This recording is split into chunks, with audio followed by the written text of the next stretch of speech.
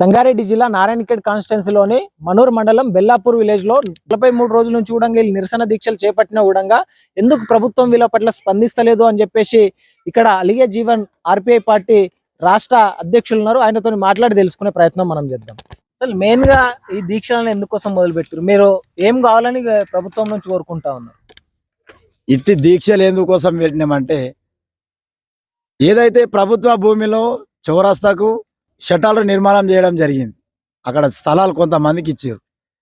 అయితే అక్కడ కేవలం అగ్రవర్ణాలు వాళ్ళకే ఇచ్చారు, బీసీలు కానీ మిగతా ఒక్క ఎస్సీకి కూడా మాల కానీ మాదిగలకు కానీ ఒక్కరికి కూడా ఇవ్వలేదు.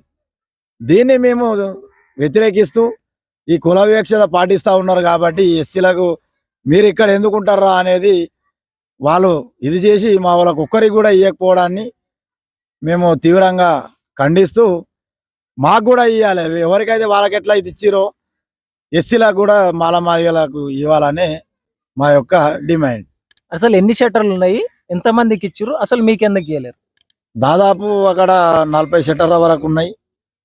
అక్కడ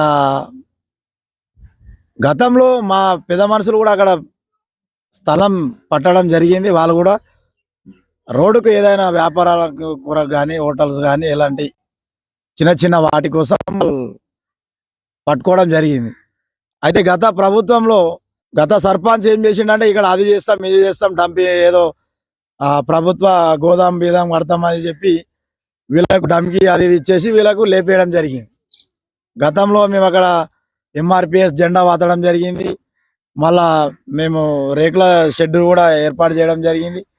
మా అన్నీ తీసేసి వీళ్ళకు వేయడం జరిగింది. మీరు 43 రోజుల నుంచి కూడా నిరసన దీక్ష తెలియజేస్తున్నప్పటికీ మరి ప్రభుత్వం ఎందుకు మీ వరకు రాస్తలేదు?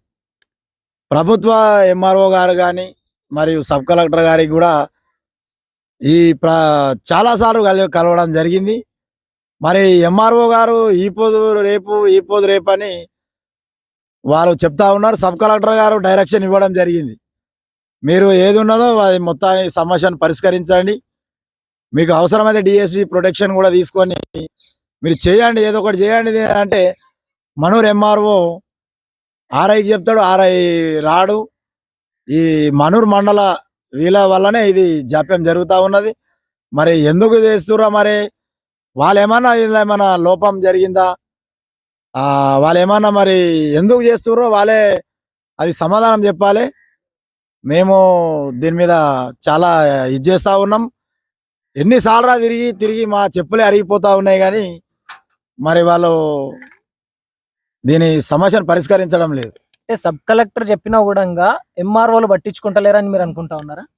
బరాబరి. ఇప్పుడు 2 వారాల క్రితం పోయినప్పుడు సబ్ కలెక్టర్ గారు స్పష్టంగా చెప్పడం జరిగింది, ఎంఆర్ఓ గారు దీనికి సంబంధించి ఏదైనా ఉన్నా దీన్ని తొందరగా క్లియర్ చేయమని చెప్పారు. కానీ ఎంఆర్ఓ గారు ఇప్పటి వరకు కూడా అది ఎలాంటి చర్యలు తీసుకోలేదు. ఆ ఎంఆర్ఓ దగ్గరికి మేము పలుమారు పోయి అడిగినా కానీ రేపు చేస్తా, ఎల్లుండి చేస్తా, అది ఉన్నది ఇది ఉన్నది అని చెప్తున్నాడు. మరి దాని మీద ఆర్ఐ గారికి కూడా చెప్పాడు, ఆర్ఐ కూడా దానికి పలుకు లేదు, ఏం లేదు. ఇది కేవలం ఒక సామాన్య మాగే ఇంత జరుగుతూ ఉన్నది. మరి సామాన్య మానవులకు ఎట్లా వీళ్ళు న్యాయం చేస్తారో మాకైతే ఇది అర్థం కావడం లేదు. అంటే మీరు న్యాయవాదిగా ఉన్నారు, తర్వాత వచ్చేసి ఆర్పిఐ పార్టీ రాష్ట్ర ఉపాధ్యక్షుడిగా ఉన్నారు, మరి మీకే ఇట్లా తిప్పిపించుకుంటే సామాన్య ప్రజల పరిస్థితి ఏముంది? సామాన్య ప్రజలకు తీవ్రంగా వాళ్ళు నష్టపోతా ఉన్నారు. ఈ ఎంఆర్ఓ ఆఫీసుల చుట్టూ తిరిగి ఆత్మహత్యలు చేసుకొని చనిపోయిన వాళ్ళు కూడా చాలా మంది ఉన్నారు. మరి వీళ్ళపైన సబ్ కలెక్టర్ ఎందుకు యాక్షన్ తీసుకోలేకపోతా? సబ్ కలెక్టర్ గారికి మేము విన్నవించినాం. ఫస్ట్ చెప్పినప్పుడు వారంలో అని చెప్పిండు ఎంఆర్ఓ, తర్వాత చెప్పినప్పుడు 2 రోజులు అన్నాడు, ఇప్పుడు మళ్ళా 5 రోజులు గడుస్తూ ఉన్నది. మళ్ళా రేపు కూడా మేము సబ్ కలెక్టర్ ఆఫీసు ముట్టడిస్తూ ఉన్నాం. ఏదైతే మాకే ఇంత అన్యాయం జరుగుతూ ఉన్నది, మరి సామాన్య మానవులకు వాళ్ళు ఆఫీసుల చుట్టూ తిరగలేక వాళ్ళ పనులు చేసుకోలేక ఈ సామాన్యులకు ఎట్లా ఏమనేది ఏలాంటివి కూడా వాళ్ళకి తెలియవు, ఒక చట్టాలు తెలియవు, ఆ సమస్యను ఎట్లా పరిష్కరించుకోవాలో తెలియదు. మరి మాకు తెలిసిన వాళ్ళకే వీళ్ళు ఇంత మభ్య పెడుతున్నారంటే ఇది అందుకే గతంలో కూడా ఎంఆర్ఓ ఆఫీసులో పెట్రోల్ పోసుకొని తగలబెట్టుకున్న చరిత్ర మన ఈ రాష్ట్రంలో కనిపిస్తా ఉన్నది. ఈ ప్రభుత్వం ఈ ఇది గమనించాలి. ఇంత కూడా మీ 46 రోజులుగా ఈ రోజు మేము ఇట్లాంటి జరుగుతూ ఉంటే ఇప్పటి వరకు కూడా ఎలాంటి చర్యలు తీసుకోకపోవడాన్ని మేము దీన్ని తీవ్రంగా ఖండిస్తా ఉన్నాం. ఏదైతే సబ్ కలెక్టర్ గారి ఆదేశాలను కూడా ఈ ఎంఆర్ఓలు మరి ధిక్కరిస్తా ఉన్నారు. మరి సామాన్య ప్రజలకు ఎట్లా న్యాయం జరుగుతుంది? అంటే భారత రాజ్యాంగం పట్ల అందరికి కూడా సమాన హక్కులు కల్పించినప్పుడు ఇక్కడ ఏవైతే 40 షట్టర్లు ఉన్నాయని చెప్పేసి మీరు అంటా ఉన్నారో వాటిలో కూడా సమాన హక్కులు లభించాలా లేదా?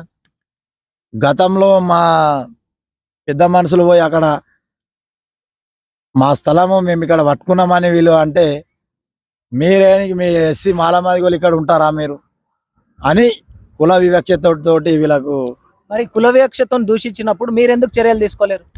గతంలో పలుమార్లు కూడా మేము కుల కుల వివక్షతకు వ్యతిరేకంగా మా అనేక పోరాటాలు చేయడం జరిగింది. ఇక్కడ కూడా మా గతంలో 2000 సంవత్సరంలో కూడా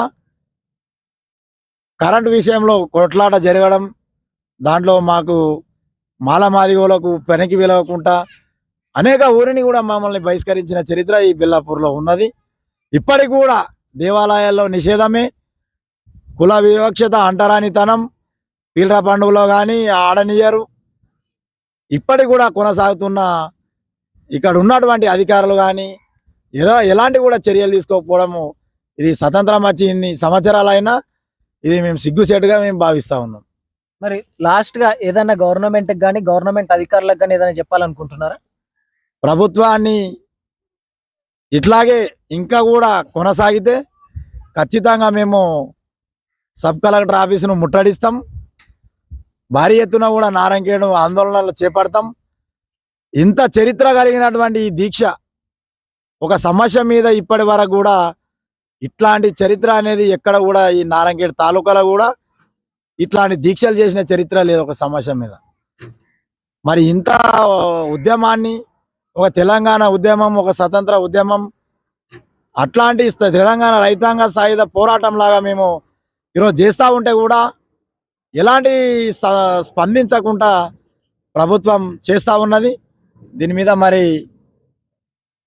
ఇప్పటికైనా మేము ఒకటే కోరుతా ఉన్నాము, తక్షణమే ఈ చర్యలు తీసుకోకపోతే ఖచ్చితంగా ఉద్యమాన్ని ఉధృతం చేస్తాం, కలెక్టర్ ఆఫీస్ ముట్టడిస్తాం, అవసరమైతే హైదరాబాద్ కూడా మేము ఉద్యమాన్ని విస్తృతం చేస్తామని చెప్తా ఉన్నాం.